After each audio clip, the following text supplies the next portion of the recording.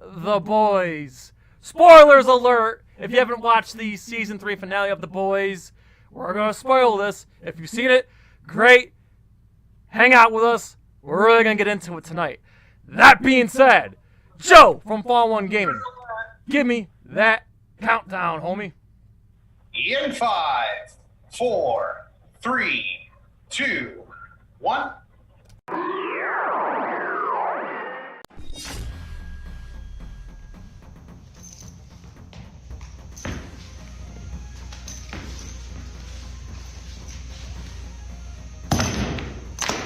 Get over here! Hi, I'm martial art master Daniel Pacino. You know me as the original Johnny Cage, Scorpion, Sub-Zero, Reptile, and Smoke. You are tuning in to NerdCage Live on YouTube, Twitter, Twitch. Don't miss an episode or you'll get caged. So let's finish him.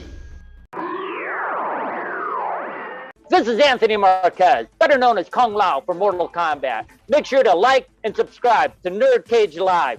Be there. Us. Hi, I'm Leah Montalongo, the OG Sindel. Please like, subscribe to NerdCage Live.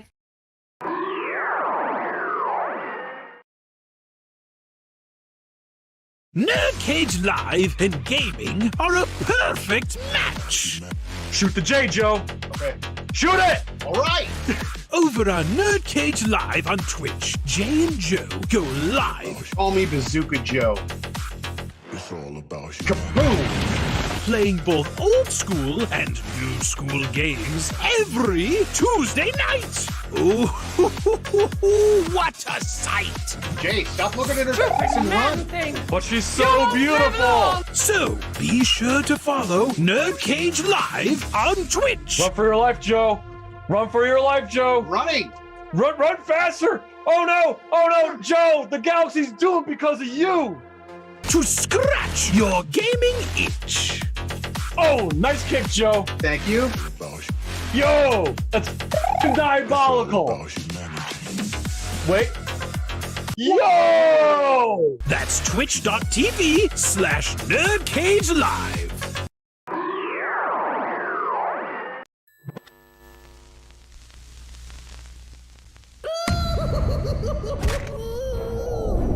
Greetings, citizens! You're now trapped in a nerd cage. We hope you have a smashing good time.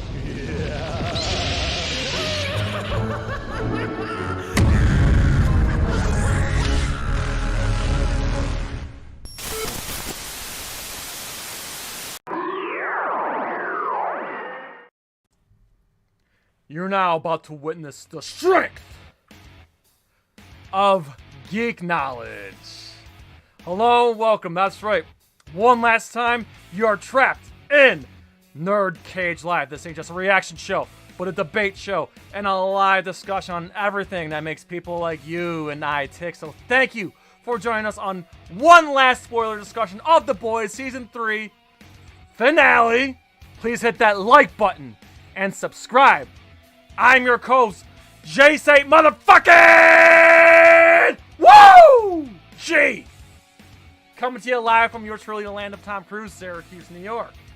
And always among us, our moderator Trollhammer, who's about to get promoted.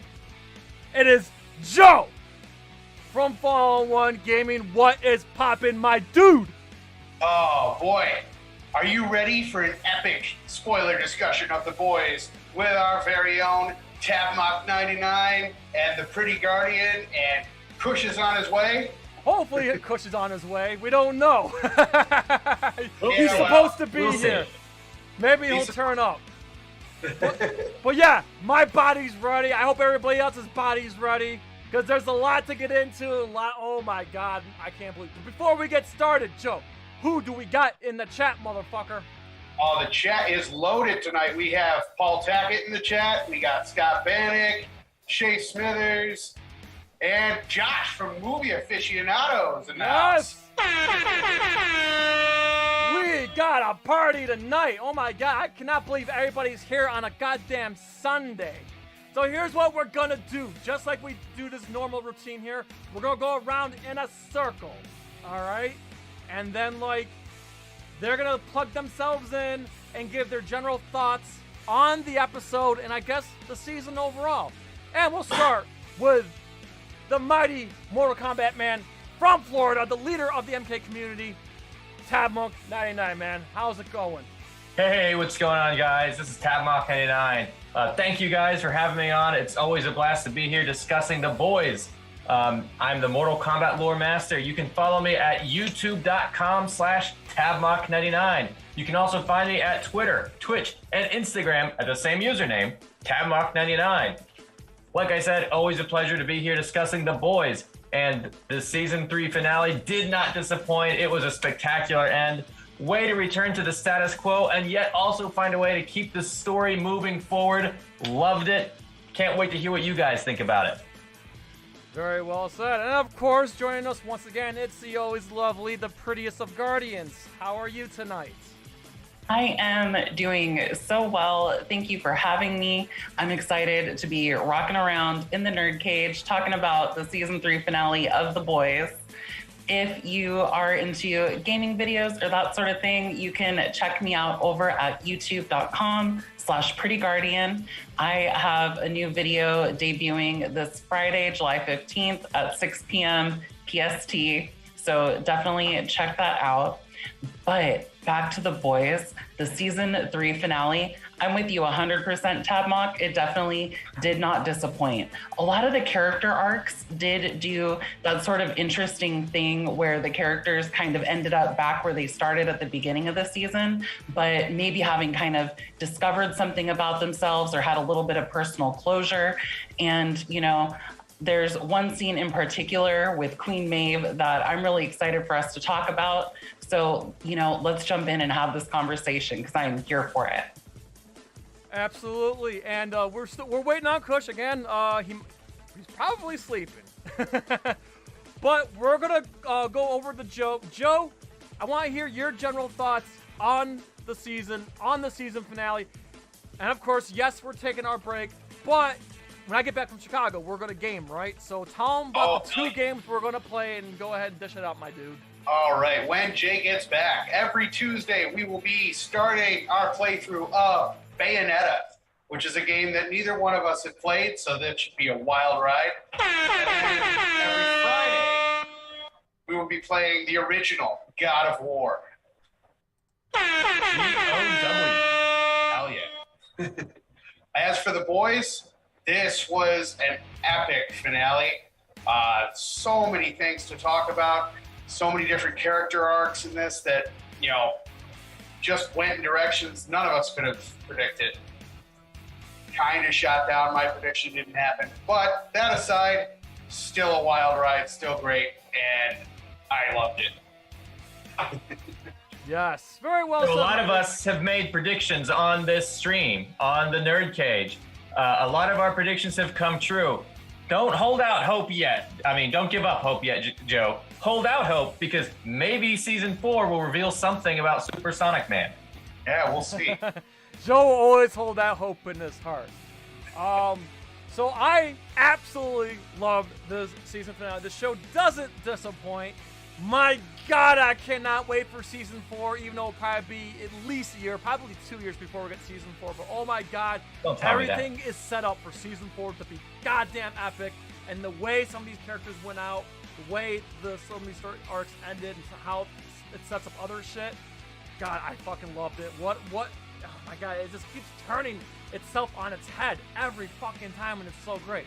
Now listen, before we go any further, I just wanted to say a big thank you to everybody who's been supporting us on NerdCage Live these past 2 years, and this new era is gonna be fucking awesome. But we did put out one last video before we take our break, and so I'm asking if you haven't seen it already. Oh, looks like Hub is here. Hold on, let me bring the Hub in real quick. So I just gotta do some switcheroo here.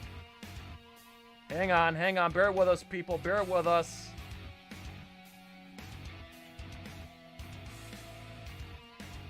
I see his avatar. Yep. and then I just gotta boot the. All right, just so There you he is. hope, just so you know, we are live. Just so you know. It's Kush on location. Oh yeah, hold on. Let me. He may be having some audio issues.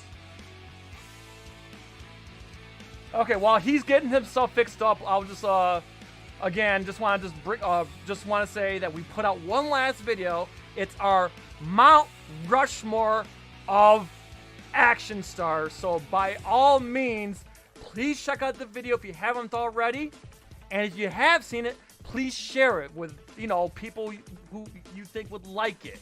We had fun making it, and of course we had a lot of great contributors to the video. And yeah, so please share that with everybody you know. And if you haven't seen it, be sure to check it out when we finish up this stream tonight. It was such a good video. Thank you very much. Oops, looks like we hold on. Looks like we lost him. Let me fix this real quick. He didn't look like he was sleeping. Yeah. So. Sleepwalking, baby. All right. So yeah, Mount Rushmore. Check that out and see. Okay, good. We're all fixed up here. Yeah, the ending of that Mount Rushmore video was so funny. Yes, and Joe was alive. Don't worry, I didn't actually blow him up as much as I wanted to. But yes. I mean, it was just make believe. I pulled him out of the nether realm. But yes, The Boys was phenomenal, and I'm really, really excited to dish it out here. Hopefully, Kush makes it back in. So yeah, we know he's lurking. All right, so Joe, where do you want to start? I think we'll start right at the beginning where Homelander had that moment with his son. Yes. Right there. There is some awesome stuff going on in that scene, Joe. My favorite was very subtle, but when Homelander tells Aunt Gracie to drop her phone, how he can hear her clumsy fingers fiddling with it. He was burned by that smartphone stuff not too long ago. He wants to make sure he doesn't get busted yet again. Exactly. I totally agree. And that incident was fresh on his mind. You could tell. Oh yeah. And that just heartfelt moment with him and his son. As much as you want to hate him, he is coming around to being kind of a decent father. I mean, he's rough around the edges for sure, but he does love his son, and that's something. He found the words that his son needed to hear. Yeah. And that's one of the things that I thought was interesting about that scene is, in a way, Ryan has been being primed for this moment. He lost his mother. He had those feelings of abandonment from Butcher, the way that they kind of had their last interactions. And now, like, the one person in the world who's kind of giving him that unconditional love that every child needs also happens to be Homelander, which, that's his father, but probably not if you had one person to be in your support team, I would hope it would be somebody a little more stable than him. Well put. However, I did pick up on the fact when he's like, it's not your fault, right? Like, he was like, how fucking dare you tell my son that it was his fault? Well, which is exactly, to Pretty Guardian's point, that's exactly what Butcher told him. Yeah. Yeah, and obviously that played a big impact on the final fight and that ending too. Oh yeah. Yep. Sure. Absolutely. Yep, it all tied together very well. Did you guys notice during the protests that the Starlight supporters were saying "Me Too"? Yeah. Oh yeah. Yes. Yeah, and instead of hashtag Believe Women, it was Believe Starlight. Yeah, you kind of get where they're going with the, with the activist groups and the supporters, the rallies, it's actually pretty, oh my God, like, I don't know the good word for it, but it's just funny how, like, they're all, like, dressing up, like, you see, like, the Homelanders dressing like Homelander cosplay, and, like, all the Starlight people are wearing white, and, like, oh my gosh, it's just...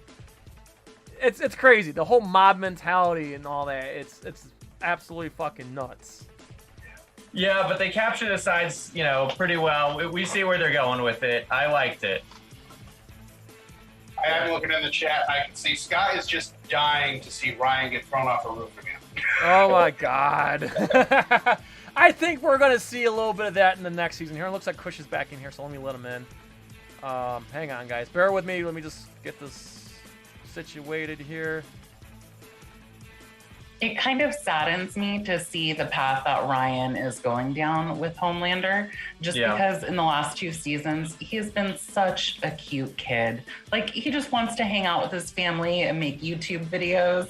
And I don't know, it's sad to me that his world is changing the way that it is.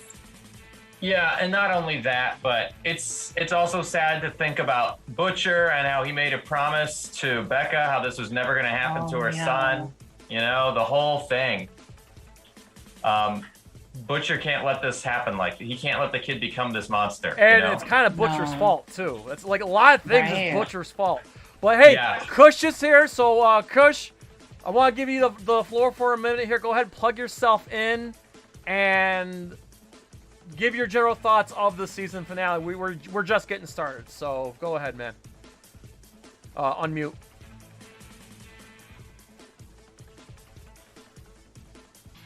Not yet. Yeah, nothing yet. You're not muted on Zoom. Well, now? Yeah, good. There you go. All right. Yeah, okay. So we're going to stick with my webcam audio till I get my actual mic set up. First off, my bad. I thought I was going to get out. I just saw Thor Love and Thunder. I thought I was going to get out of the theater a bit earlier than I actually did, hence me being late. What happened to the cornrows? Oh, so basically when you get them, right, you get them for like a week, and you can't really wash your hair unless you want to mess them up and have them all come out of the braids. So I did not want to go more than like 5 days without doing that, because like with my hair, I really like to keep it as clean as possible, and it was getting annoying. All right, I'm gonna take them out. I'm probably gonna get them back like sometime this week, because I did like the look. But yeah, so I apologize for that, Jay. Thank you so much for having me on, bro. Of course. Shout out to Joe in here, Tab Mock, and Guardian as usual. How was Thor Love and Thunder? Be honest. You want me to be honest? Yes. When are you doing the panel or talk? Well, actually, no, you guys are going on break, Yeah, right? yeah, we're going on break. That's what I'm saying. What'd you honestly think? I haven't seen it yet. I'm planning on seeing it tomorrow. Try not to spoil it, please. I'll give a very brief thought right now, and then, Jay, after the stream, I definitely want to talk with you about it. Okay. Did you see it? No. I saw it. You saw it, Guardian? Yeah. So my brief thoughts, obviously everybody, if they have any type of social media, saw everybody's mixed reviews is what I describe it as regarding Love and Thunder. A good amount of those points were correct. I give the movie like a 6 out of 10. Ooh. I'm not surprised. You know what I'm saying? Like the story, I can get with it. I thought the review. Yeah, like I could get with the story. I actually like where they go at some points, but a lot of the times during the movie, and I mean a lot, it feels like I'm watching a parody of Thor.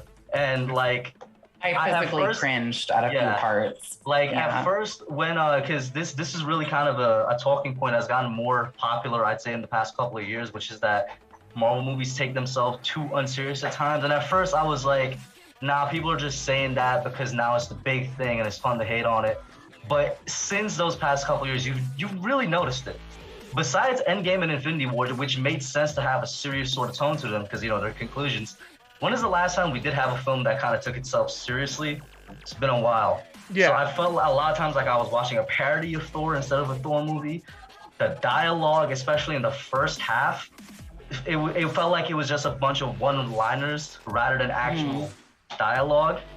There's a lot of Deus Ex Machinas in there, like basically things that kind of just happen to be there at the right time, if that makes any sort of sense, without any real explanation. And one of my biggest pet peeves in any form of media, there's a lot of telling and not showing. Half of the movie is told, not shown, instead of, showing, not telling, whatnot. Yeah, I don't want to get into more of it because then I'd actually be getting into spoiler territory. But what I will say in its credit, visually, I thought it was incredible. It took us to fantastic places and showed us really stylish and amazing fight scenes and stuff. Yeah, definitely give credit to them for that because there was a couple screenshots I saw on Twitter that looked like, is this really from a $50 million budget film? It showed in some parts, and then there's other parts where I don't know if Guardian noticed it as well, but there's like a couple parts here and there where I'm like, all right, I could definitely see what like VFX people that like zoom in and analyze everything. They're like, yeah, this looks bad, but it did look for the most part a very beautiful movie. So yeah. Oh man, you guys are going on break. I definitely want. We'll talk about it after. Yeah, I didn't want to see it because I hated Ragnarok, so that's why I was know. So that's why I didn't. If you hated Ragnarok, don't jump in now. Thor's dead to you at this point. And I don't want to make this a Thor stream, but Thor is one of my favorite Avengers, along with Hulk, and it saddens me every time I think about it that those are the two characters that got done dirty the most. They're silly characters now. It makes me mad. It's like I was like, and this was something I've been saying since Age of Ultron. I'm like, Thor should be the strongest guy up there. You know, like the asteroid thing that they were dropping. When I watched the movie, I'm like, bro, this man should be able to physically just lift that and take that out in space, bro. Like they really powered him down. And then with Hulk, like don't even get me started on Hulk. What is he now, bro? I love the Edward Norton movie, and I'm too. Biased. I love the Edward Norton. I like the Edward Norton movie. Yeah. But one thing I will say, a lot of the reasons that I like Ragnarok was that at least they showed what Thor's power can be, and then ever since Ragnarok, they kind of tore that. You remember how the point of Ragnarok is that the man doesn't need Mjolnir. Yeah. In Infinity War, he made Stormbreaker. I'm like, all right, I can get jiggy with it. I like it. Stormbreaker is that guy. And then he needs Mjolnir again in Endgame. Although you could make an argument that was more for character purposes. He just wants to see if he's worthy. But he needed it, we saw in the final battle. And that thing comes into question again. I know Guardian knows this. In Love and Thunder, I'm just like, what was the point of the entirety of Ragnarok in that sense? And also the way they deal with Mjolnir and Stormbreaker is so cringe. I couldn't bear to look at it. The way it's gonna get into spoiler territory if I say more. Well, the thing is, like, everybody in the NerdCage here. Yeah. People in the NerdCage Nation Facebook group, nobody liked it, and same on Twitter. I feel like nobody in our immediate circle of NerdCage people liked it. So I was like, I loved it. I was Ragnarok? No. Love and Thunder. Loved it. Oh, you loved it. Okay. I did. There was a lot of humor, almost to the point of, like you were saying, like it felt like a parody of Thor, and there were points in it where it was actually uncomfortable to watch. I was like, okay, you guys, this is dumb. Let's move on. Yeah. But I feel like the strengths of the movie greatly outweigh that aspect. I loved Natalie Portman as the mighty Thor. Like, she looked buff. She looked amazing. She looked amazing. Although they could have done her better, in my opinion. They could have done her better. Yeah. I agree with you on that too. And I also think that Thor, he's visually interesting to watch in these fight scenes, not only because he's a handsome man, but because we don't really have big buff superheroes like that. I was about to say, I feel like I'm a bit of old school, and I'm like, I kind of want them to look big buff out of this world. And this is his best, physically, I think this is the biggest. Yeah, it's the biggest he's ever been. It's noticeable, which is one of the reasons I like Henry Cavill so much, not to get off topic, because that man puts in the work on his body to look the part. You know what I mean? Yeah, I guess let's get back to the boys, man.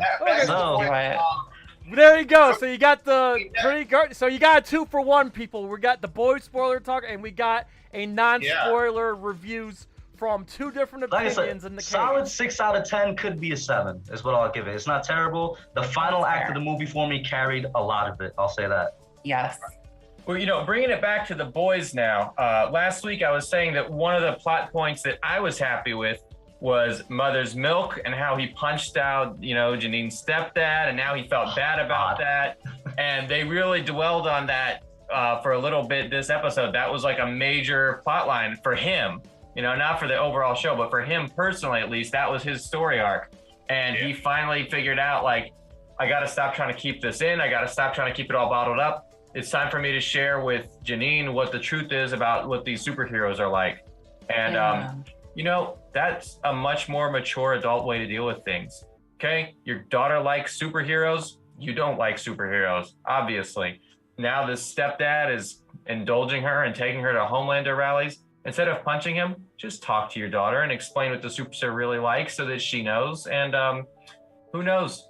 maybe the stepdad could learn a thing or two. He seems like he's a little far gone, but maybe he could talk to him and reason with him too. You never know. I mean, he did cheer when he saw a man get killed in front of him. I don't know, Tabmock. He might be off the deep end with that one, bro. Yeah, it's funny. That was a cool scene. That's a parody of Trump when he said, I could shoot a man in Fifth Avenue and I still wouldn't lose supporters. So I saw what they were doing with that. It was funny. I didn't even catch that. Okay. But to be fair, it didn't really have that much of an impact because back in season 1, we saw Homelander kill criminals like right in broad daylight, and then kids wanted to go and have their selfie taken with him. So to have him kill someone else and then everyone's still okay with it, it's not the same impact that it would have had as if this was, I don't know, the first time he killed someone publicly. You know what I mean?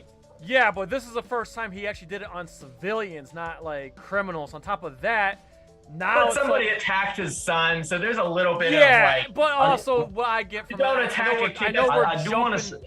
We're jumping ahead here, but one thing that people are universally okay with is you don't attack kids. I mean, when you saw that was part of the finale when they attacked Ryan there, it was like that changes loyalties. Like Butcher is gonna turn on Soldier Boy because of that shit. Like you just don't hit kids, man. You just don't. You know what's really crazy though? If Ryan just left, and left soon enough, and he never would have got attacked, and they would have fucking got rid of Homelander. But I was thinking the same thing, because he stuck around just to get hit by Soldier Boy, that changed everything.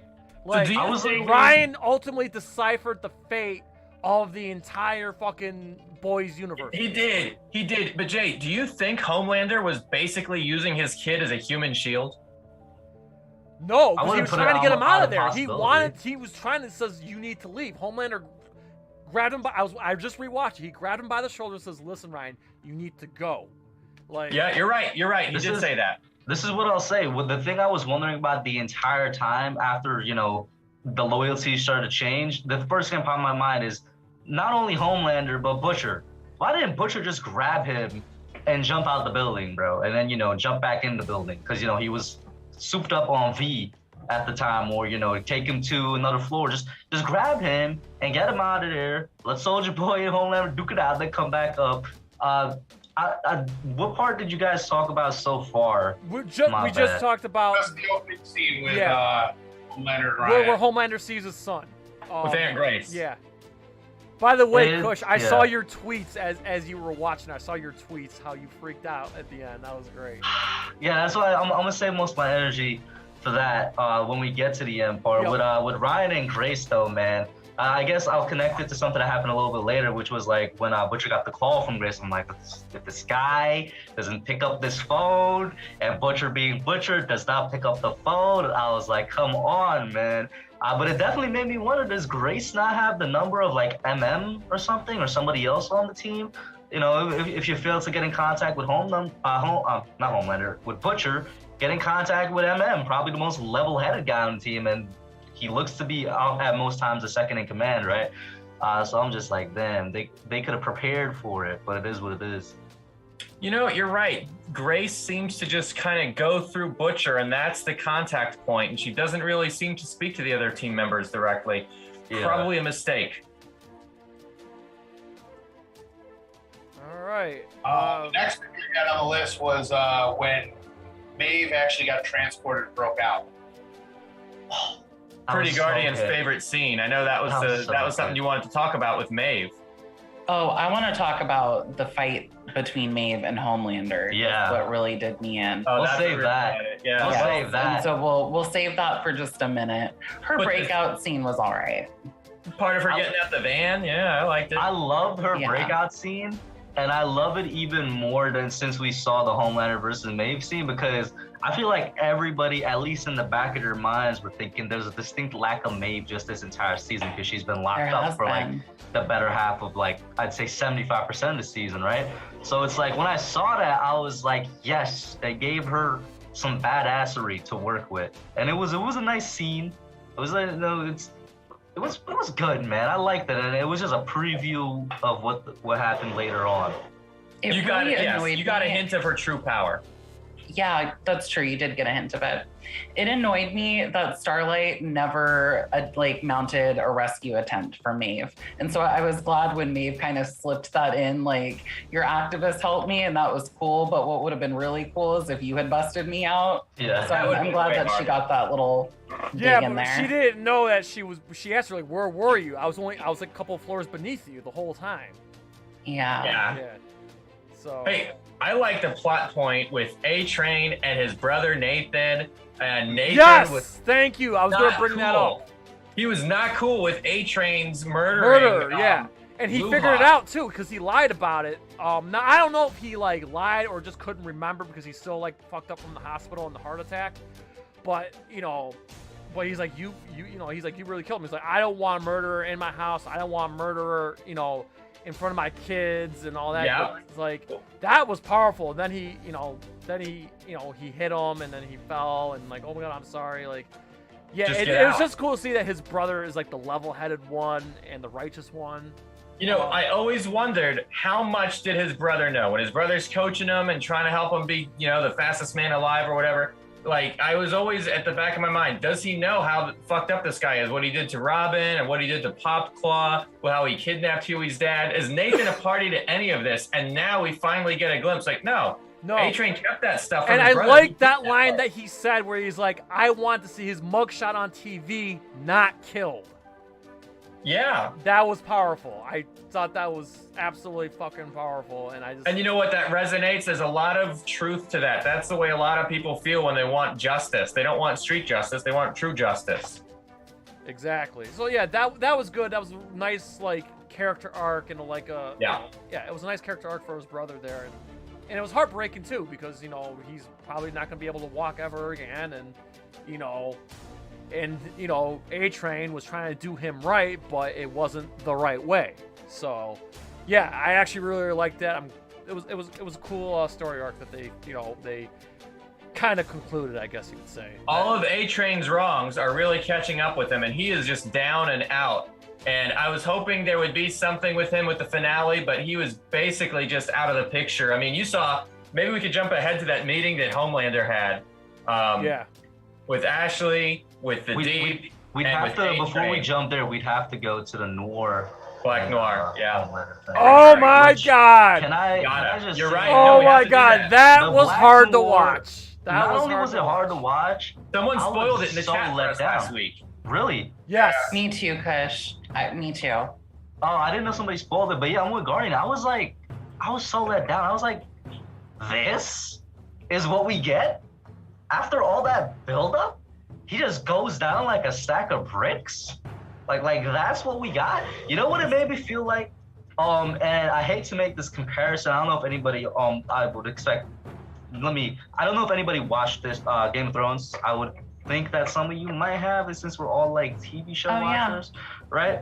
What that reminded me of was the amount of buildup we got for Noir, at least in this season, and then the way he went out was so similar. Season 8 of Game of Thrones is just complete trash. We all know this. But it was so similar to when they finally fought the Night King and he got killed with like one blade swipe by Arya.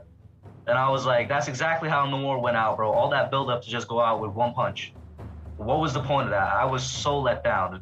I wasn't. That way better. Homelander tried to drag out his death as much as possible. You could tell he wanted a slow death. I thought it was powerful. But go ahead, Pretty Guardian. To me, it almost felt like they were just trying to remove some of the extra pieces before the big fight in the scene. Like, okay, we're gonna get rid of Black Noir real quick. We're gonna send the Deep off over here. Like, I don't know. I'm kind of with Kush. Like they spent so much time building up like his character and why revenge would be so important to him. Like I don't. They could have done more with that. I didn't expect him to live through the episode. Yeah. Right. I would have been fine with him dying. Just he got sucker punched.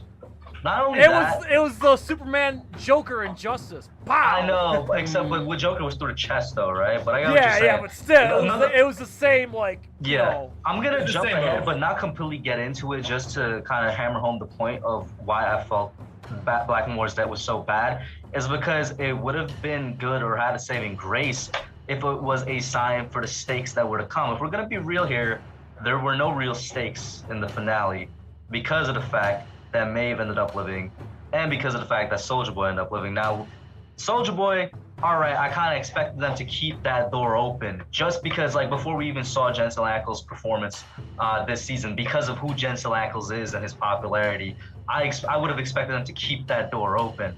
But there were no real stakes.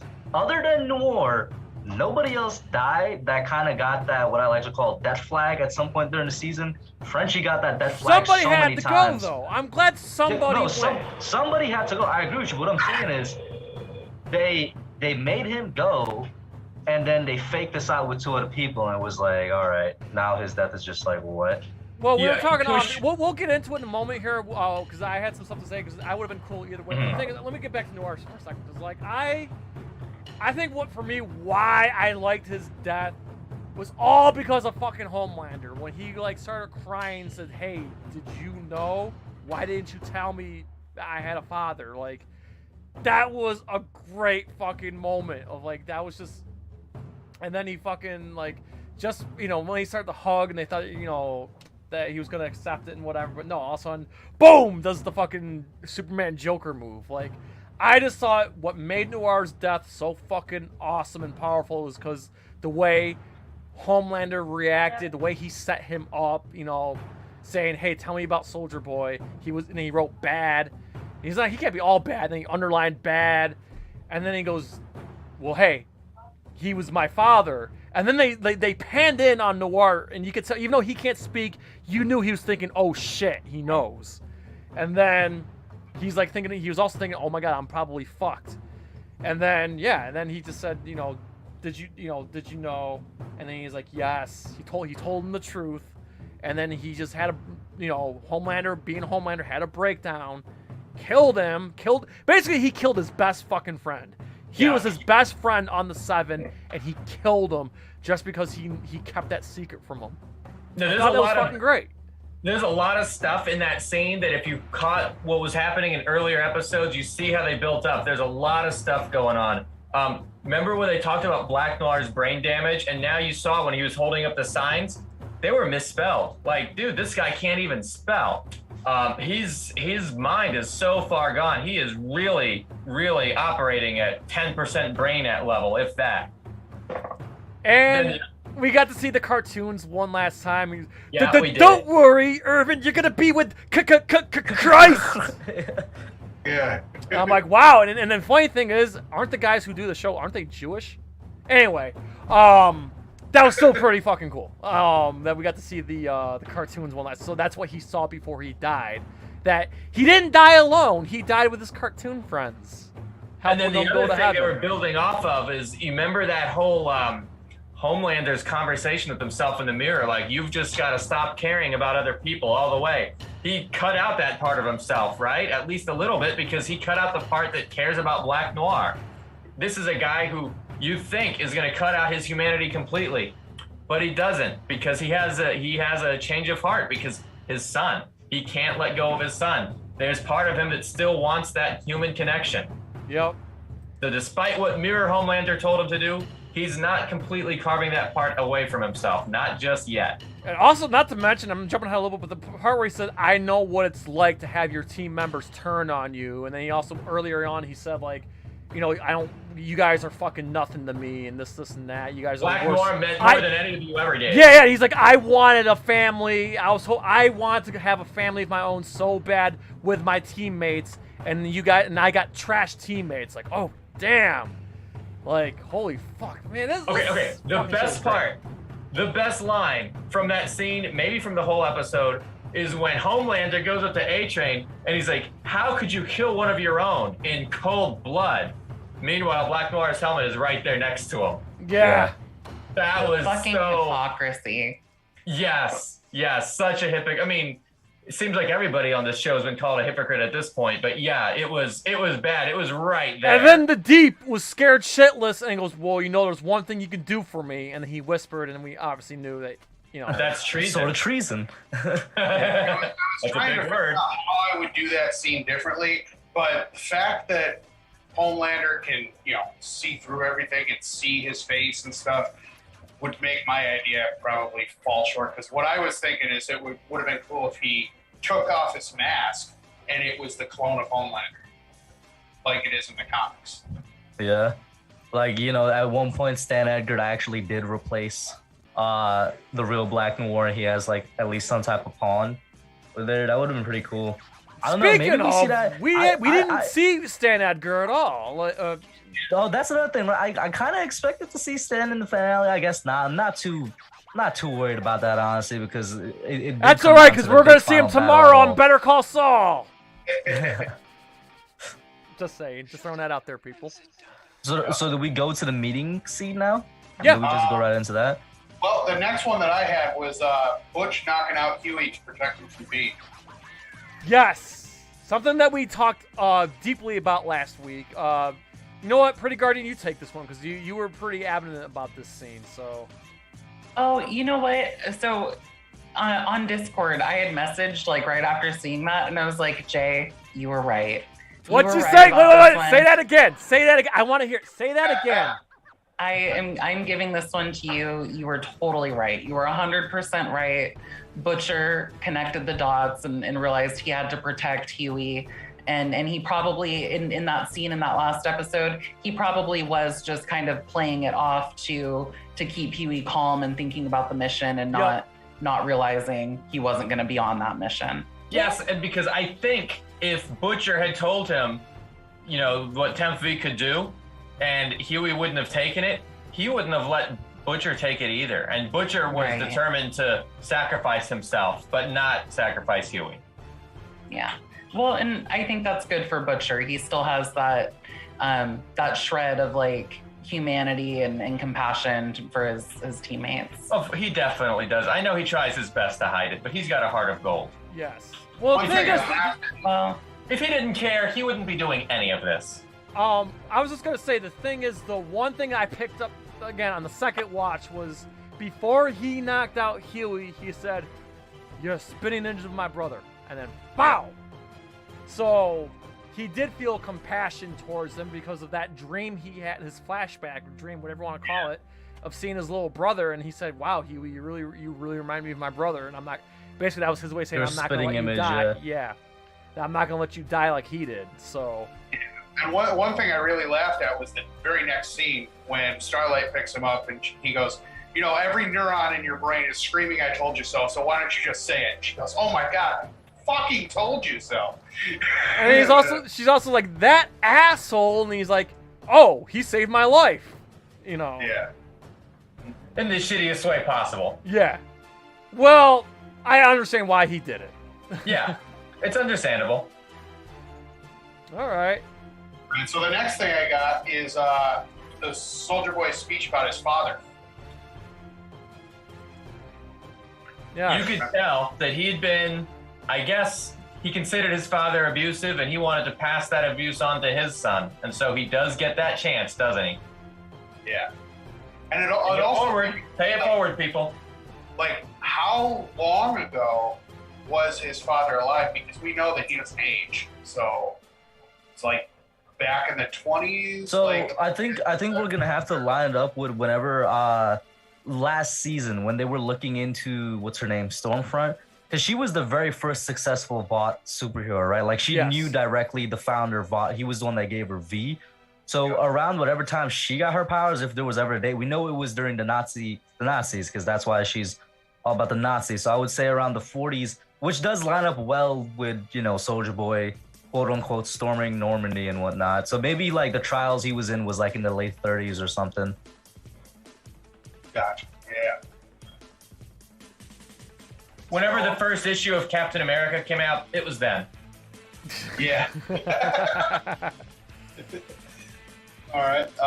So I guess we can move on to Frenchie actually standing up to Butcher. And we want vacation days and respect. It seemed a little out of nowhere. It was great, though. After that heartfelt moment with Kimiko, obviously. I'll say this. It was nice to get a little bit of background on Soldier Boy. I still think it kind of ended up being a rushed, not character arc, but like decision for him to go from calling his son to informing him that, you know, he is his son. to then like we saw the conflict within him throughout, but it's like I feel like that switch was so abrupt from last episode to now this episode. Maybe it was, you know, a mental aspect where it clicked in his mind after Butcher asked about his dad, and like after he talked about his dad, and then he's like, well, you're just as much a disappointment to me than I was to my dad. I don't know, maybe there was a switch or something. It was really a wild card this episode, right? Like with Soldier Boy, you know, and Butcher trying to make him commit. He's like, hey, we had a deal. And instead of confirming or denying, he's just like, I'm going out for some air. It was like, oh shit, what is he gonna do? What? They had the whole audience on the edge of their seat, like, what is gonna happen when these two forces collide? Are they gonna fight? Are they gonna hug? What's it gonna be? Like, for real. So I kind of took it as him, like, when Soldier Boy was seeing Homelander with Ryan and seeing that sort of compassion that Homelander had, you know, Soldier Boy is hanging on to that, like, really antiquated ideal of power and masculinity. And so I felt like it was up until that very last moment, he was considering it, and seeing that compassion is what kind of flipped the switch for him. And I do agree with you, Kush. It did kind of happen as if that switch was flipped. Mm-hmm. I mean, you could see it in his face that he was kind of contemplating, like when Homelander said, you and I could, you know, kind of like the Empire Strikes Back, you and I could rule a galaxy as father and son. You know, it's reverse son and father, but still, he's like, he was saying no one could stop, and he was right. He was saying no one can stop us, and you could tell in his face he was thinking about it. He thought about it, kind of like how Chris Rock thought about it when he clenched his fist when when Will Smith slapped him. He thought about it. But ultimately, he didn't do it. Just saying. Also, I think I tweeted this out as well. You might have seen this tweet. Like, a small part of me kind of felt bad for Soldier Boy, because I'm like, we learned his backstory. I was like, yeah, that's kind of messed up. But more so, I was like, damn, he kept his word. And what he get for it? He got jumped. He kept his end of the deal, and he got jumped. Oh, no. He was a man. Say what you will. He was a man of his word. He kept his deal, and he still got punished for it. Yeah. So, can we talk about the fight now? I feel like there's a couple things in between. Yeah, we have a couple in between. One thing that I wanted to elaborate on after the whole Frenchie standing up to Butcher thing is right after where it's Maeve decides to throw a nerve agent right out the window and say, no, I'm with him. So she ended up with Butcher. Okay, I'm not surprised. Remember, Maeve and Butcher had been shacking up, so she was probably going to take Butcher's side no matter what. But on a serious note, Homelander had just locked her up and tortured her. Like, he's got to go. As far as Maeve is concerned, Homelander is public enemy number one. So, of course, Butcher's right. Maeve is going to be on Team Butcher all the way. It was a little bit of a mystery what she was going to do, but in retrospect, it really shouldn't have been. Maeve's motivations were 100% consistent with considering everything that happened to her. Yeah. Well said. One thing we haven't touched on yet is Ashley taking off the wig. And looking I was like, Scott. why are you lying, bro? Why in this situation would you lie? Do you want to die? Just take it off.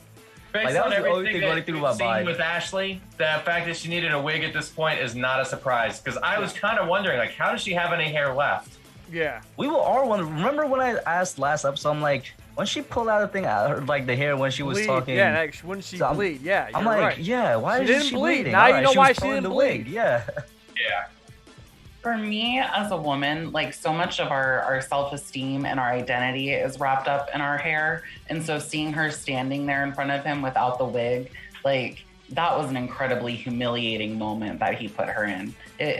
In a way, and he knew what he was doing with all of his abuses, but yes, exactly, Tabmock. He knew what he was doing. He just wanted to make her suffer in that moment. He wanted to make everybody in the room suffer, but she was the easiest target. Right. Absolutely. It really was a low blow, right? It just shows you how bad he is. Would he act like that in front of his son? True. Well, his son was in the building. I was gonna say, if he sees how Ryan's developing, if it like goes the way they're implying off the end of the episode, maybe.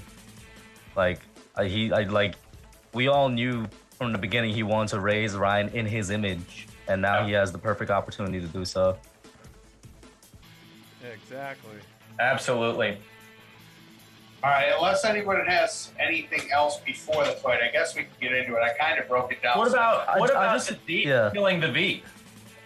What's that? What about the Deep killing the Veep? Ah, yes. Yep. Well, yeah. Well, when it comes to more about talking that, since it connects to like one of the last scenes we saw, maybe we should save that also for after the fight. To what's her name? I'm forgetting her character name. Nadia. Yeah. The one thing I did want to say was I like Frenchie standing up for himself. What I didn't like was that they made it a comedic thing. Like, I was just like, all right, if you're going to have him stand up for himself, have him actually do it. But making it a comedic thing actually kind of takes away from the seriousness that is his mental capacity when it comes to being his own person, which they put a heavy emphasis on. I actually dealt with it quite well from Lil Nina to Butcher, and we saw a lot of it, we've heard a lot of it with his dad in the previous 2 seasons. So to kind of tie off that story knot with what was a very, in my opinion, disrespectful and comedic way, I didn't like it, and I thought it was kind of forced. Like they were like, oh, we need to have a little bit of break here from all the tension, so let's do it with Frenchie. And also, it did feel forced in my opinion. Like even the bathroom scene with Kimiko, I was like, it didn't feel like it was right. It broke the flow of where the story was going. It felt like, yeah, we need to wrap this up. Like, we need to get it in here. And then, like I said earlier, with the humor, we need to have a little bit of break of levity. But I think to Frenchie's arc of being a truly independent person, of not having to have that leash around his neck anymore, as has been established for the first 3 seasons, I didn't like the way they did it at all. You know, with the jokes with the unions and stuff like that. I'm like, that's not how you tie up that storyline. I don't know. I didn't mind it because, you know what? I understand. Vacation days are nice. Just saying. But I see where you're coming from, Kush. I see why, I get it. And MM should have been the one pushing for a dental plan. Janine needs braces. Yeah. He needs a family protection plan. Yeah. Absolutely. All right. Can we get into the fight now, Joe? Is there anything else? Yeah, I think we can start. All right. So, again, that tension buildup when Homelander and Soldier Boy are squaring up. And Wait. One thing. Yeah. Fight. Remember, they showed Soldier Boy's, propaganda film from the 40s? Yeah. Remember what he said to the soldiers? You guys are the real heroes. Yeah. Wow, that's where Homelander's big line came from? He took it from Soldier Boy? Oh, he shit, did say that you're he used right. to look up the Soldier Boy too, yeah. Good observation. Wow, thank you. So much of the That's stuff. why we got you here, Tabunk.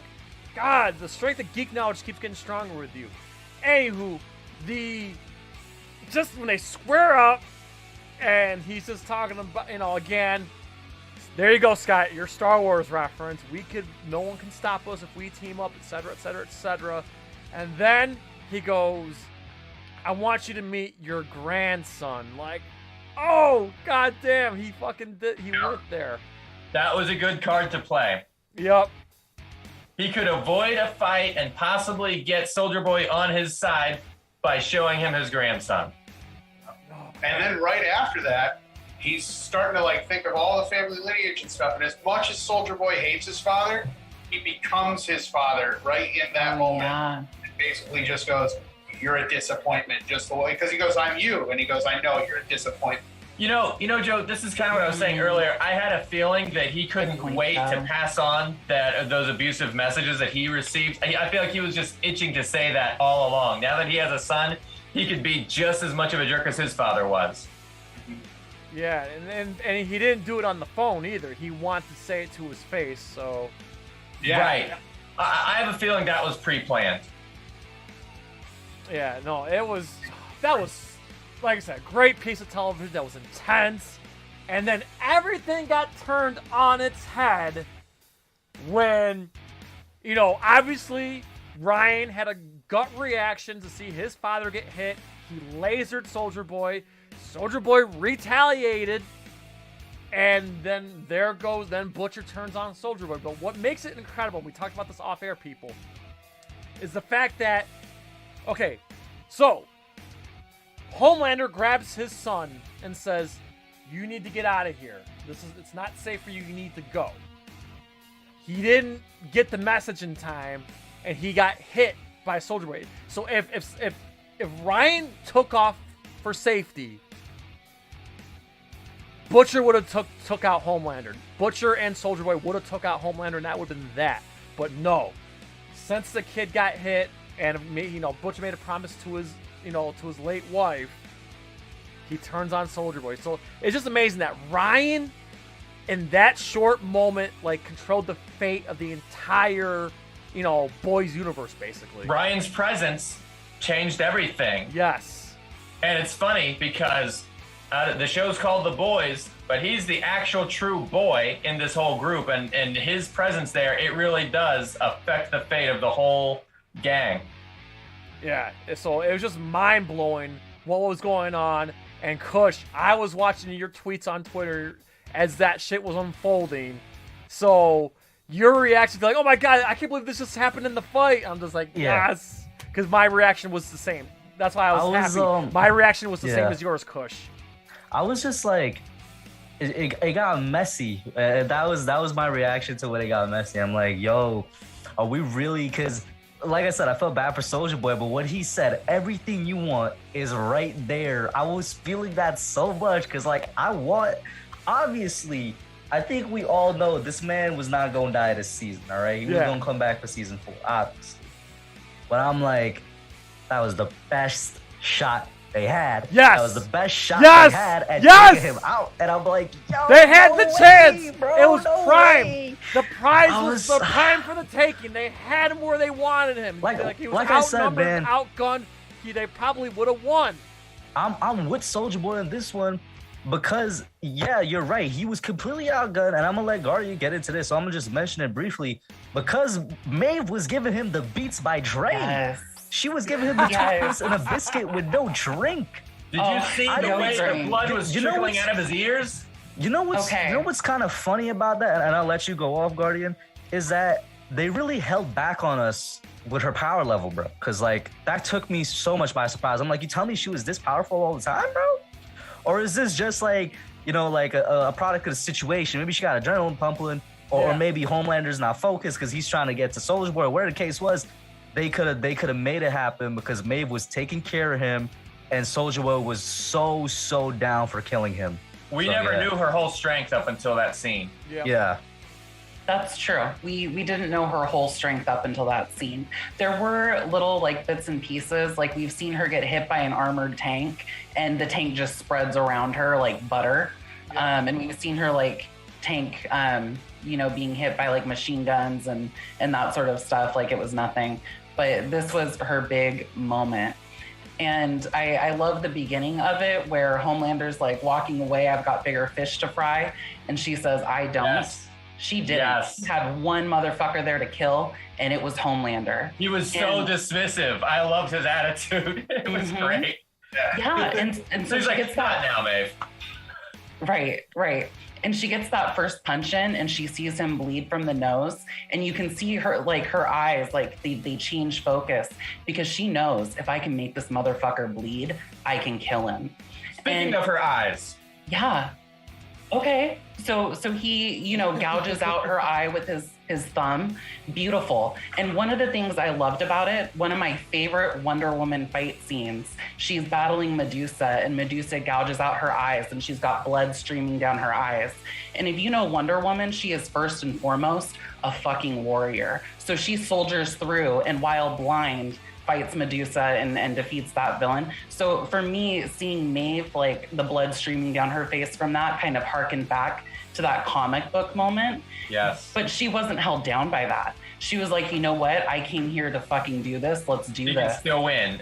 Yes. And she was. She got him in the ear with that little metal pipe. The blood trickling down from Homelander's ear was amazing. And that vacant look on his face, he was like, oh shit, she just did this to me. He was one hit away. But let's give it up to Maeve. She expressed a lot of cynicism in the last couple seasons, I guess. But she was like, oh, there's no such thing as heroes, right? She said that in this episode. I love the Funko, Jay. But in the end, she proved it. She was a hero. She had the chance to take down Homelander once and for all. And you know what? She saw what was going to happen with Soldier Boy. Like, Soldier Boy is going to blow up the whole building if I don't stop him. She's like, oh, fuck. I've got to give up this opportunity to kill Homelander and save the city. She did. She won, and she became a real hero. And even if she had died right there, I would have been so satisfied with that arc for her for that very reason, Tadmok. She died a hero. But I also just want to throw in when she did that double punch to Homelander's chest and he went flying into the next room. Ooh, that felt good. Yeah, it was awesome. It was basically your Superman versus Wonder Woman fight. Yeah, absolutely. Yeah, there was so much going on in the scene. I mean, the one thing that stuck out to me was when Butcher and Homelander stood side by side and did the lasers to Soldier Boy. I was like, they actually teamed up for that split second. That was a great moment. You could see the look in their eyes. Well, after they were done with their heat vision, you could see the look in their eyes like, wow, I can't believe we're teaming up. I saw a tweet. I'll go ahead, Joe. No, go for it. I was going to switch to the next thing. Oh, yeah. I was just going to say, I saw a tweet that was a frame of that same shot, and they were like, it was one of the hardest frames or one of the hardest picks from the entire Boys show. And I was like, that was a nice looking frame.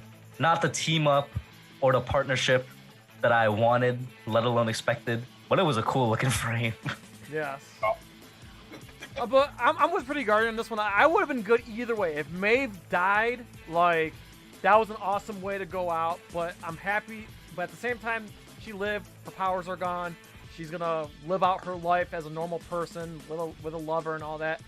So I was good either way. I know it's a bit of a cop-out, but you know what?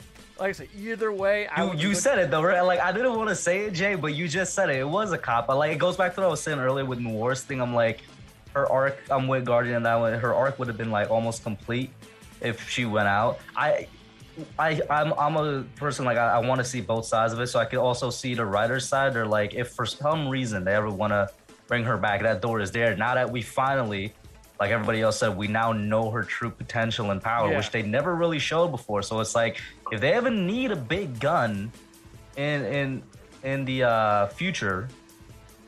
Yeah, and I was just gonna say, Butcher would be the type to go after her and beg for her help. Like, Butcher is that fucking type. This might sound like a cynic, and I don't want to sound like that, but like, her thing came to an end, right? Her arc, which is why I'm like, I would have preferred if she died, but she got a happy ending. I kind of want them to leave her alone with Elena, you know, let them go. Yeah, I'm fine with it too. Like, vacation for the rest of their lives or something. I'm good with that. Well, my prediction for season 4 is she is going to be back, and her powers are going to come back to her, just like we saw with Kamiko. I don't think she's down and out. In fact, I was so happy with how Maeve came through in the end. I do want to see more of her. Yes, and Soldier Boy, you know, lived. Well, Soldier Boy versus Butcher was going on simultaneously. Yeah. And I'll admit, I think Butcher gave a better fight than I expected, at least hand-to-hand combat-wise. But then I remember he does also have some sort of formal training. You know, like he was in the British military or something like that. Yeah. And obviously, he has some sort of formal training to work his way up to whatever he was doing with Mallory back in the day, right? Yeah. So, but like, you know, in my mind, I'm like, yo, he's actually going toe-to-toe with Soldier Boy. And like, this is a Soldier Boy that grabbed what's his name, by the chin and was like holding this man up, about to incinerate him with his chest blast. So I'm like, is that like some power scaling thing, or was it just in the heat of battle is what it was? Yeah. Also, it's also nice that Queen Maeve is being recognized by the public, dying a hero, which is a nice cool. touch too. Yeah. Yes. How are they spinning all of this, bro? Vaught? From Homelander killing somebody where it was media right at the end, to Maeve, you know, it actually, like, how are they spinning? Because Starlight's back, and is it not going to be confirmed that Maeve was held somewhere? Or are they saying that, you know, because they were saying she was on a retreat, so what, she died on a retreat? But no, she died fighting Soldier Boy, which confirms everything Starlight was saying, which is that Soldier Boy is back, and it's not some type of soup terrorist. How are they spinning this? You know, Vaught's become very clumsy at trying to cover up the truth during the last episode or two, because in the beginning, they were very polished, they were very corporate, everything was going through PR. They had such a good handle on basically just commanding the message and the narrative that the public was taught. And you know why? I can answer that for you. Stan Edgar, not there. Yeah, obviously, yeah. You're right. There you go. I'm pretty sure we all know that in the back of our minds, but now it's like, all right, Homelander, what are you gonna do? Does he even bother? I guess was the question I was asking. Does he even bother doing that anymore because he saw how they reacted when he killed someone? He's like, just let it happen. Is he in the mindset now of like, what are they gonna do? And if that's the case, like, for real, what are they gonna do? What is the rest of the world gonna do about that? Like, they're just gonna... Honestly, the big punishment for Vought seems to be that their stock had a big dip. Oh wow, it was the biggest tank in stocks in the Vought stock. Well, all that's gonna do is make investors go and buy up the stock while it's at a low price. It'll go back up and then they sell again. Like, it doesn't. There's no real consequence for them. Not even like, you can't even get these guys arrested because they're powerful, so it's like they're just running free. You know what I'm saying? They're just running free. You try and do something to them, and before you know it, there's congressional hearings, and everybody's head's popping off.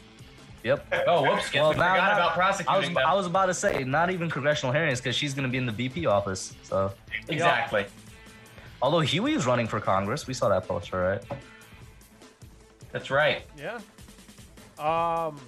So that ending. Okay, so you just touched on it. So. Obviously, we saw earlier where Homelander whispered to the Deep, "I need you to do something for me." You don't hear what he said, but then they show the vice president going into his hot tub or his pool or whatever, and gets killed by the Deep. It set that ending up perfectly. We're gonna announce our new vice president. Also, Billy Butcher has 18 months to live max. Yeah. Oh yeah. Which is why. I'm hoping season 4 is the last season. I was gonna ask, what do you guys think? Do you think that means season 4 is the last, or at the very most, I would say is that there's 5 seasons at most. Which is kind of I feel like 5 is a nice number for TV shows. You could get a nice, good overarching arc without it going too long. But you guys think season 4 is gonna be the last one, or 5? Well, it definitely suggests the show is ending soon. I would say season 4 is primed to be awesome. I'm saying they set that up perfect. My God. Before we started the live stream, we were actually talking a little bit before, and Pretty Guardian came up with a good idea, which is that whenever the final season is, 4 or 5 or whatever, finish it off with a movie. Like a real 2-hour, maybe even theatrical release. That would be an epic way to close it out. Like as the season itself, or the season finale would be a movie, Guardian? What I had originally thought the show was going to be, I thought they were going to kill Homelander this season. And then I thought Butcher was being set up to be the villain next season. Like he goes on to keep killing Supes and kind of go down this path of turning into, something he wouldn't want to have been at the start of the show. And so I thought it would be cool to do 4 or 5 seasons and then have there be a movie after, maybe even set it a couple years after the fact, just so you can kind of wrap up all the loose ends and kind of transition out of the main series. I believe they're doing a spin-off about college. College. Thank you. I'm calling it because I heard the description of it is just, it's gonna be live action My Hero, because it's college kids training to be Soup. I'm like, all right, so we got some live action My Hero. To be, to go to Vought to be in the 7. Yeah.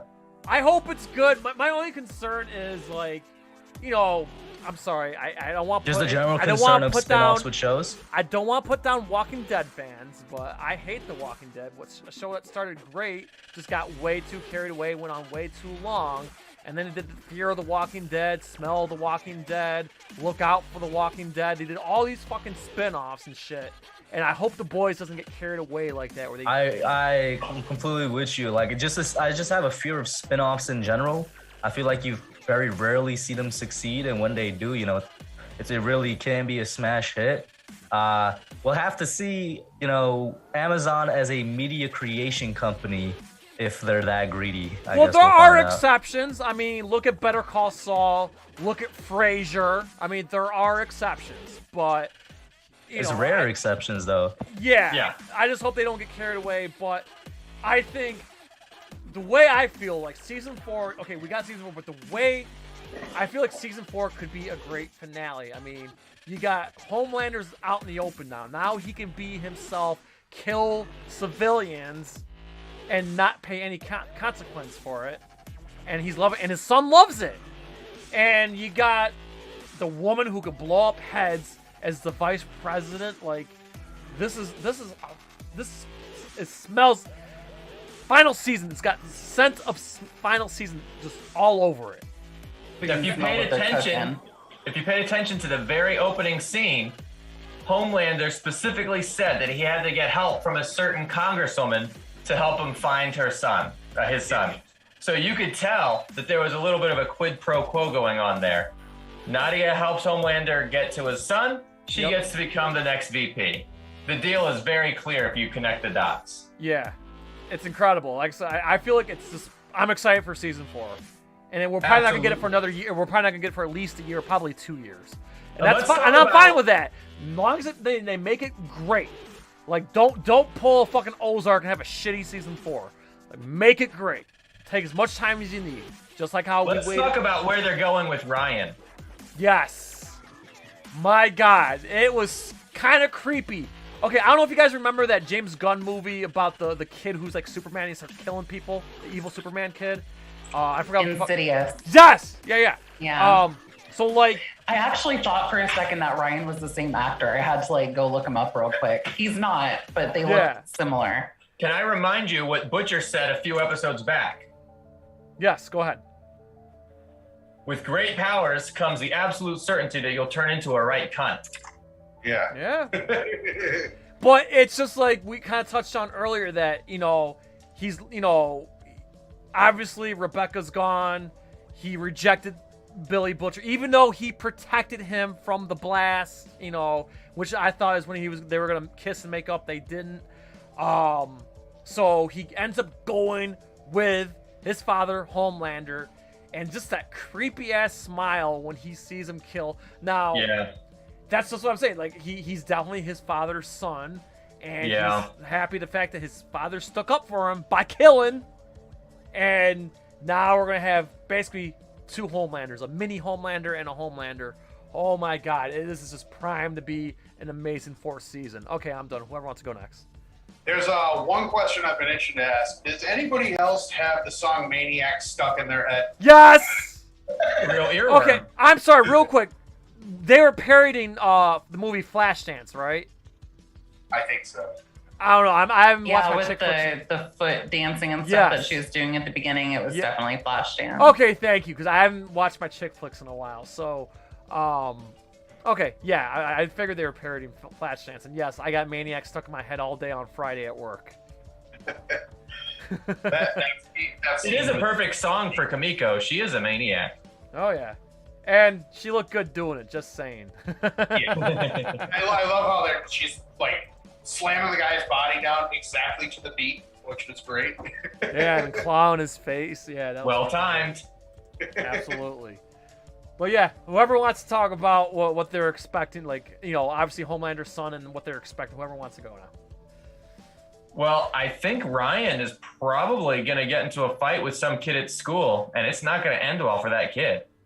Yeah? I don't think he's going to school, bro. Well, not now, but I think he will be.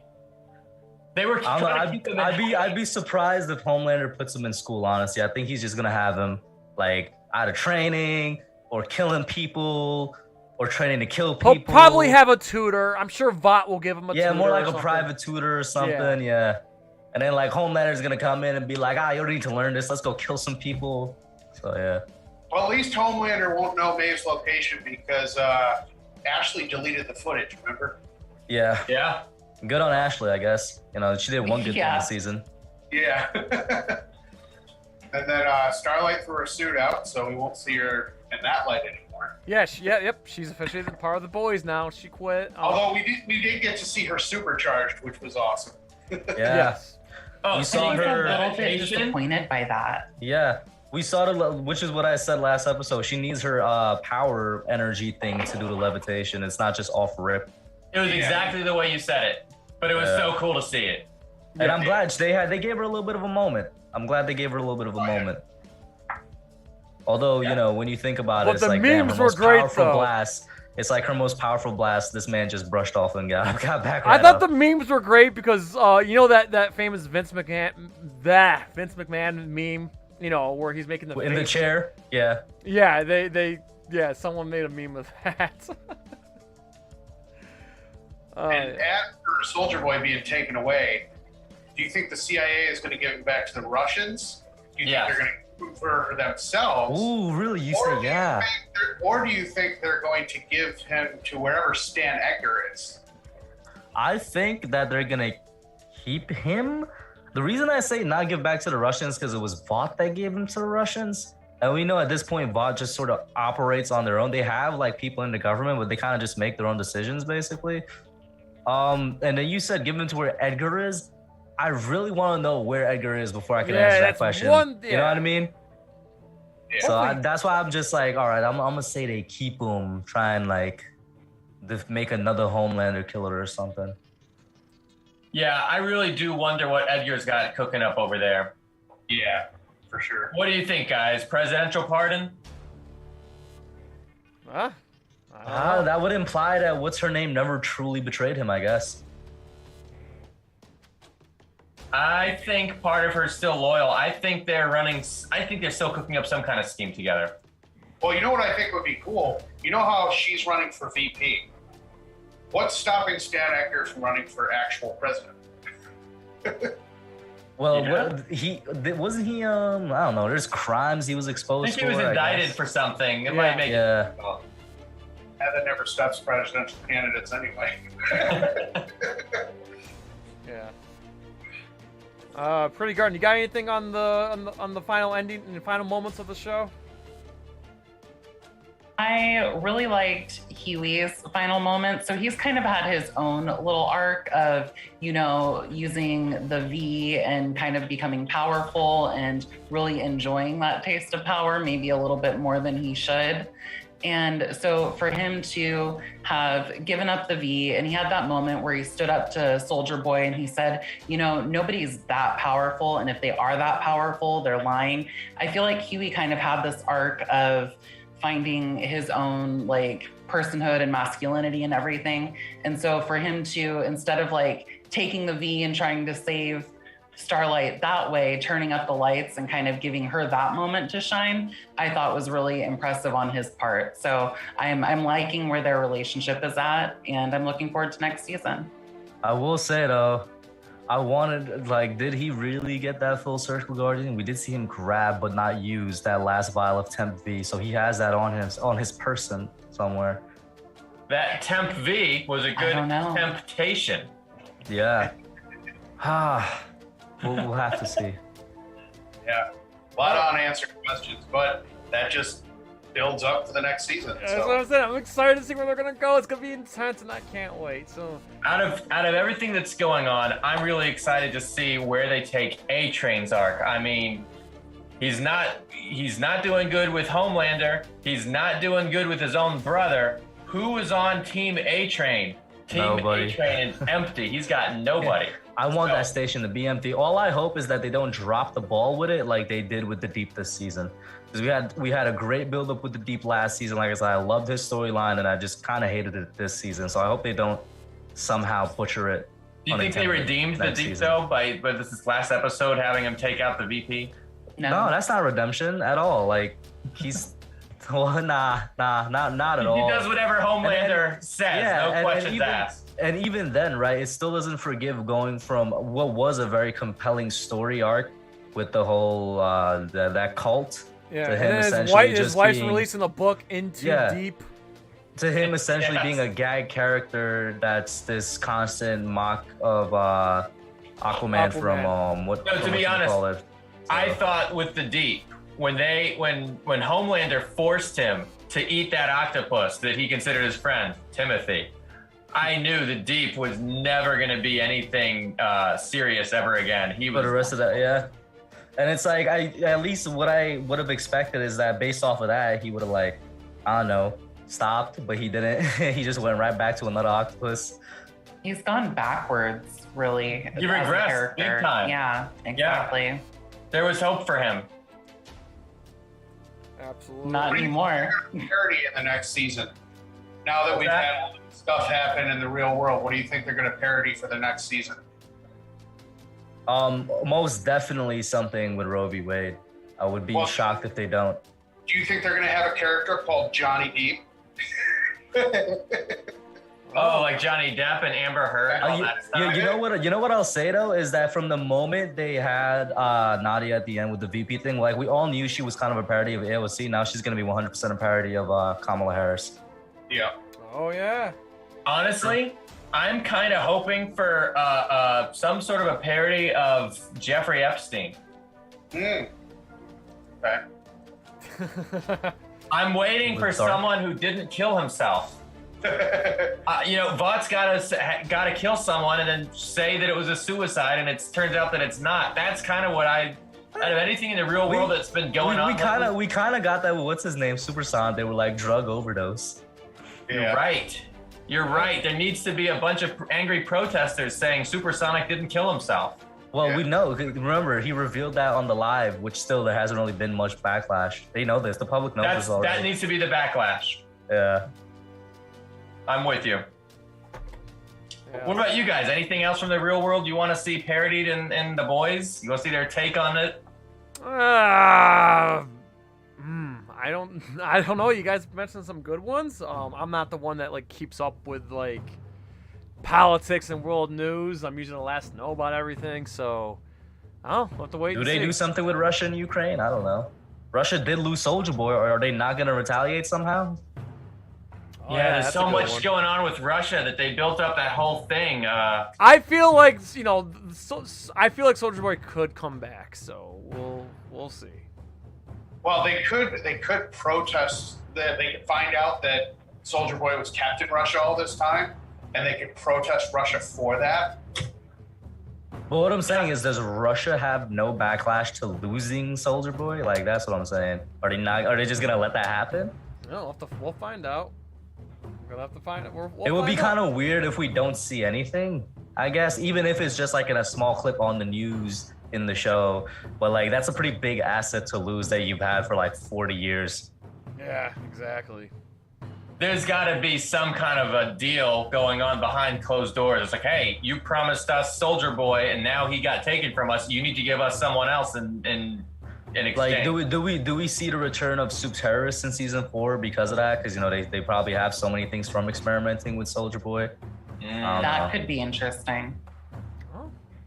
I was speaking more about entertainment-based parodies, like different movies and stuff. You're thinking Johnny Depp and Amber Heard. That was my main one, yeah. Or Ezra Miller. Yeah. Oh yeah, I mean he's a real life supervillain, so. Yeah. Wasn't Anthony Starr arrested for something? Yeah, he got drunken aggravated assault in Spain. Yeah. This is so recently? A-Train needs to be arrested for that. This is recently? Yeah, this was a couple months ago. Oh, well then. Ain't that something? Yeah. I mean, yeah, what he did was bad, but it's nowhere near, Ezra Miller level, but still. Not a good look for Anthony Starr, but, whatever. We'll see what happens with that.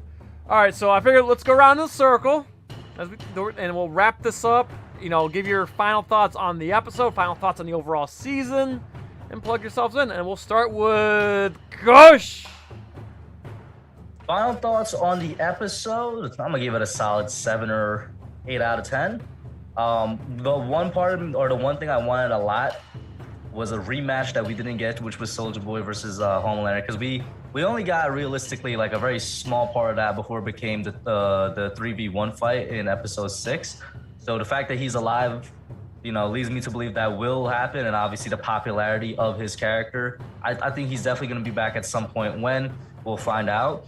And then like the other things I mentioned, but a solid finale for what was a really, really good season. Like the season overall, I'd give like a 9 out of 10, like an 8 to 9 out of 10. I did like it a lot. They upped the shock factor a lot, which I hope they draw back on, because I think we might have spoken about this in an earlier roundtable talk episode, where it's like if you do it too much, you're gonna kind of desensitize the people to that shock.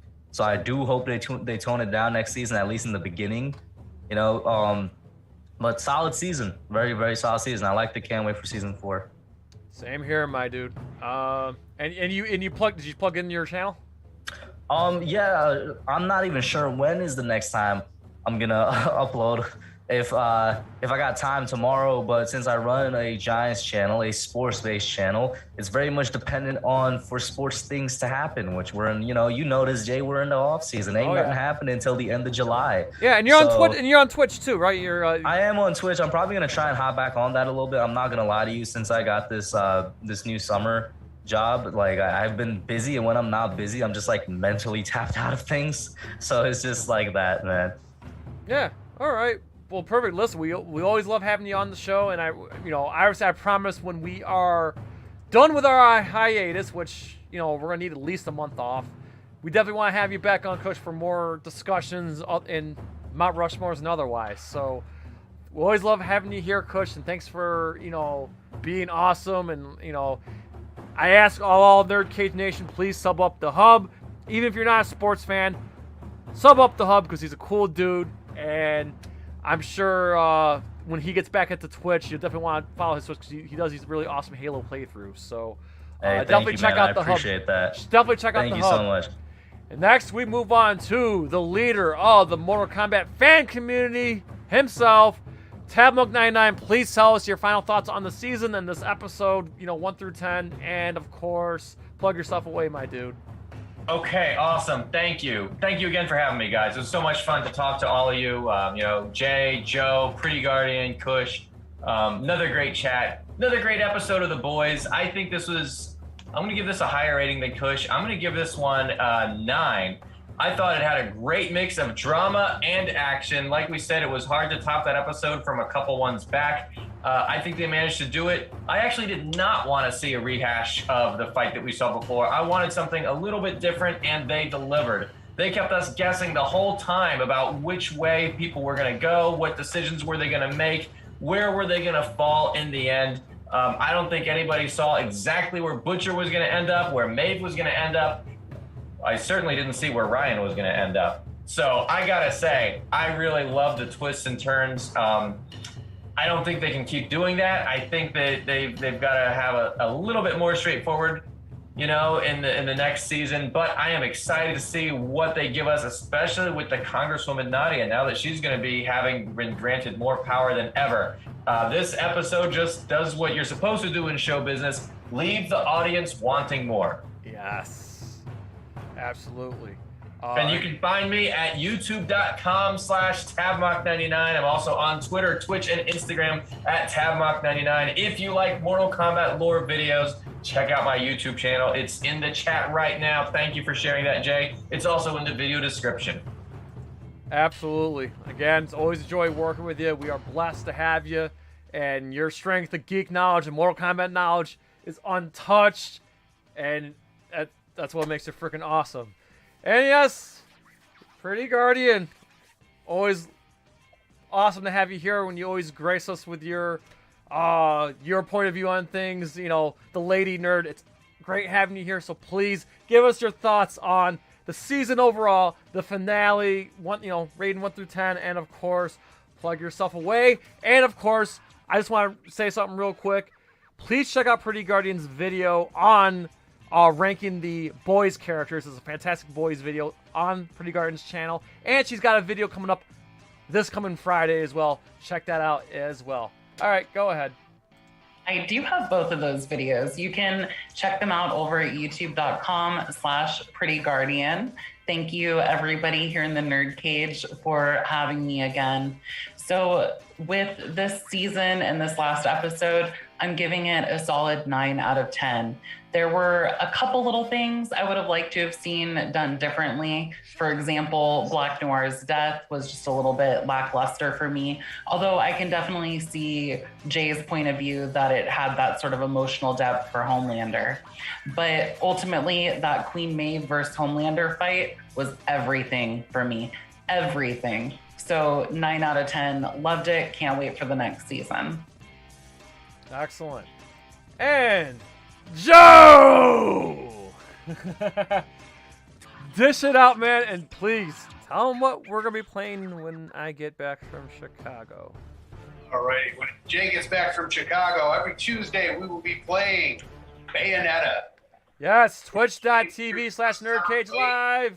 So that should be a wild ride. And every Friday, we're going to be playing the original God of War. Yes, and I'm a God of War virgin, so please, people, go easy on me. Go easy on me. Be gentle. Make me enjoy the experience. All right, Joe, go ahead. As for this episode, I'm going to give it a 9.5 out of 10. I thought it was wonderful. I thought it was great. I thought there were a lot of action moments. Every single character seemed to get their own showcase. And we even lost a character. We lost Black Noir, so that kind of put a little bit of an impact on everybody. And it was just very well rounded in my humble opinion. So I'm going to give that a 9.5 out of 10. And the season overall, I think I'm going to give a solid 9 out of 10.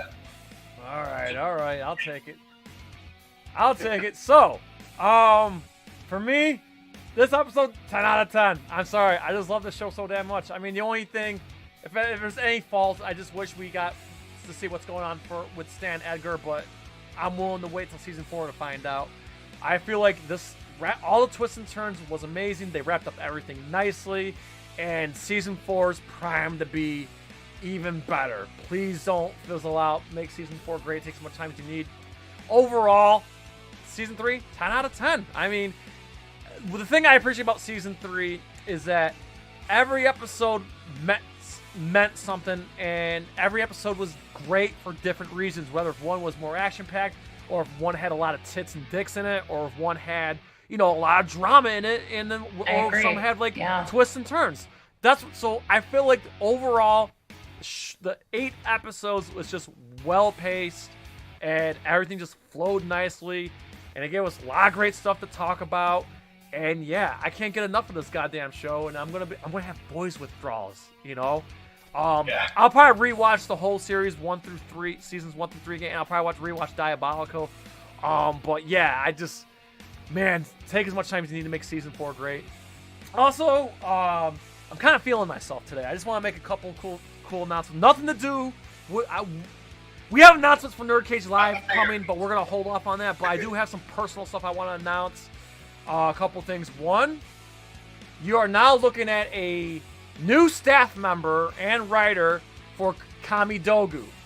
Yes, Chris and Toasty hired me, so I am part of the Kamidogu family. I'm gonna be be there on the side, writing articles on their website. I'm excited to be part of the Kamidogu. I've been a diehard fan for a long time, and I've been on their podcast a couple of times. I even filled in for Toasty.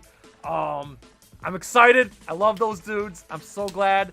And they were both in our latest Mount Rushmore video. So please sub up Kamidogu. Also, their podcast is on every podcast platform, and check out their website for great Mortal Kombat news articles, as well as if you need, a reference for moves and fatalities and shit. But yeah, I'm there. Once my profile is up, I'll definitely share it with everybody on the NerdCage Nation Facebook discussion group. Also, today, not even a few hours ago, I got promoted at Joe Blow. I'm still going to be making face-off videos. Yes, I'm still doing face-off videos. But on top of that, I am now going to be, starting in August, I'm going to be editing their celebrity interviews. Now that I'm going to be editing their celebrity interviews, I'm going to be re-editing their old ones and making them, a little more spicy. So, very excited that the people at Joe Blow recognize my hard work, and they love my style, apparently. And yes, so I'm officially going to be, I'm still part-time, but I'm going to be the administrator of Joe Blow celebrity videos. I'm very fucking excited for this opportunity.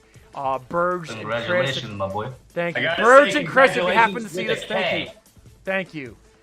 So yeah, Burge and Chris Bomber, if you happen to see this, thank you for, believing in me and giving me more to do on Joe Blow. I'm honored and excited.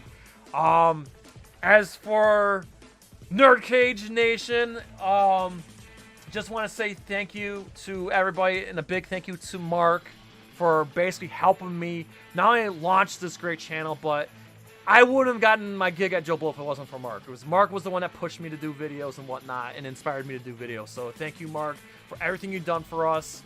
And yes, we can't wait to have you on from time to time. But also a big thanks to Joe Iversley for being by my side at NerdCage Live Gaming, and also thank you to NerdCage Nation for, you know, not only subbing us up, watching our videos, but, you know, some of you guys are there every day. Now that you guys show up to every fucking, you know, live stream or Twitch stream, you comment on. Thank you to everybody. We see you. Listen, we see you in NerdCage Nation.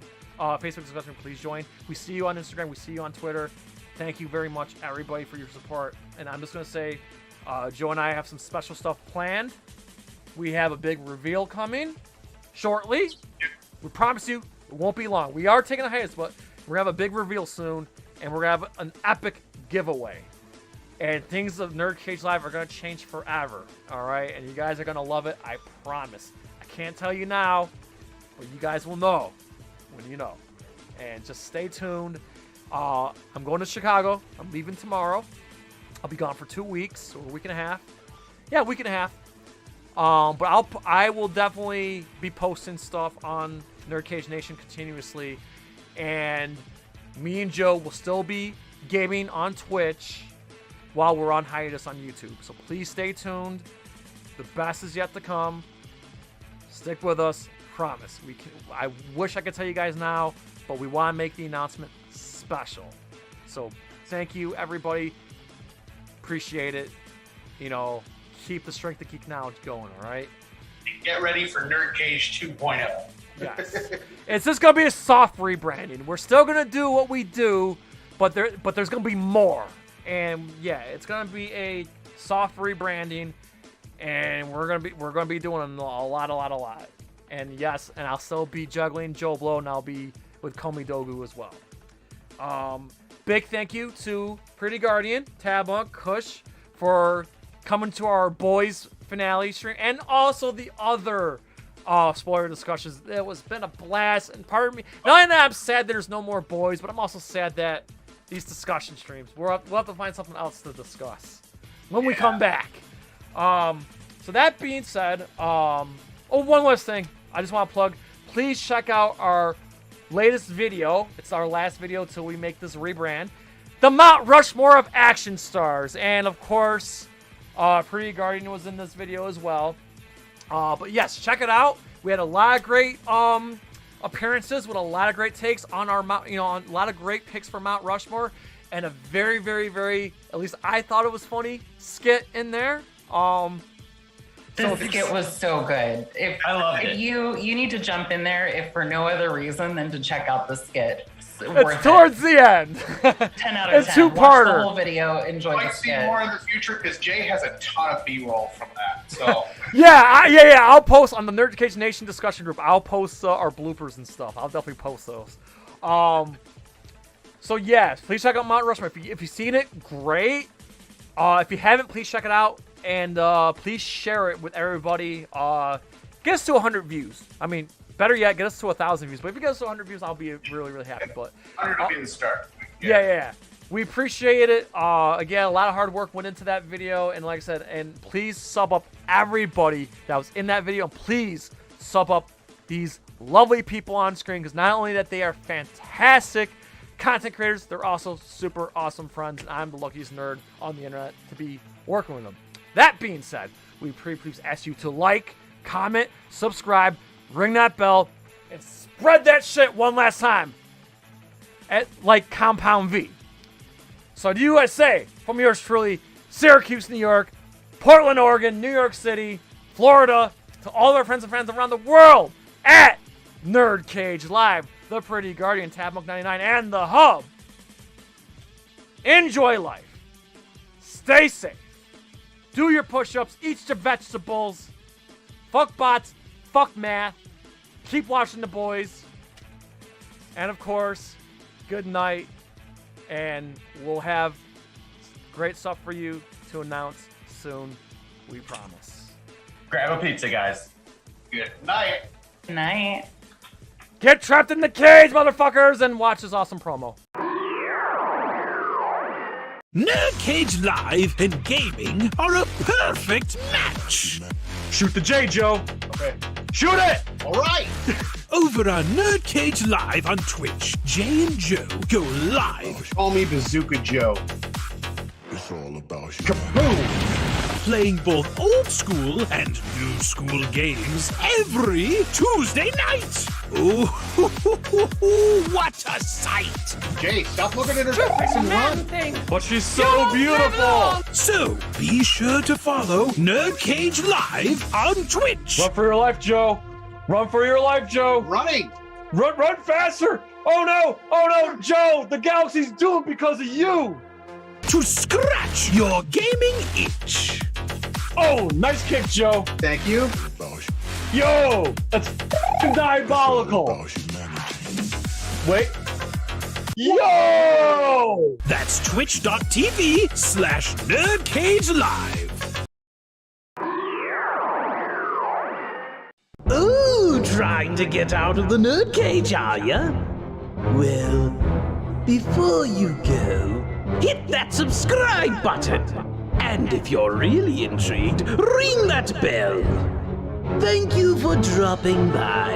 Until next time, tell everyone you know about NerdCage Live!